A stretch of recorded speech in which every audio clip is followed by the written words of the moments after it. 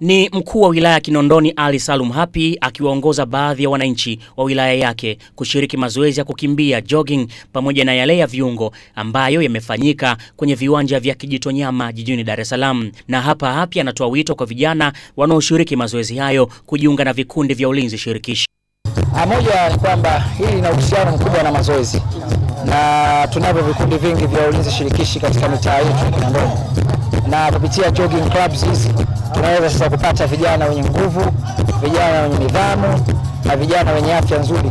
Na nitumie fursa hii kuhamasisha wananchi wote, ulinzi wa nchi yetu ni jukumu la kila mmoja wetu, sio jukumu la polisi pekee yao wala jeshi pekee yake. Nao baadhi ya washiriki walioshiriki mazoezi hayo wakapata fursa kutoa maoni yao. Kwanza mwenyewe mkurugenzi na mazoezi muda mrefu sana na napenda sana michezo.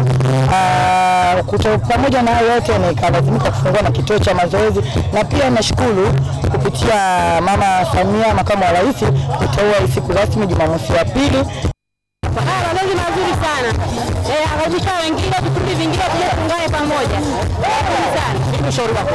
Mimi ushauri mazoezi ni afya kwa ajili ya afya yako. Mazoezi ni ya kutengeneza.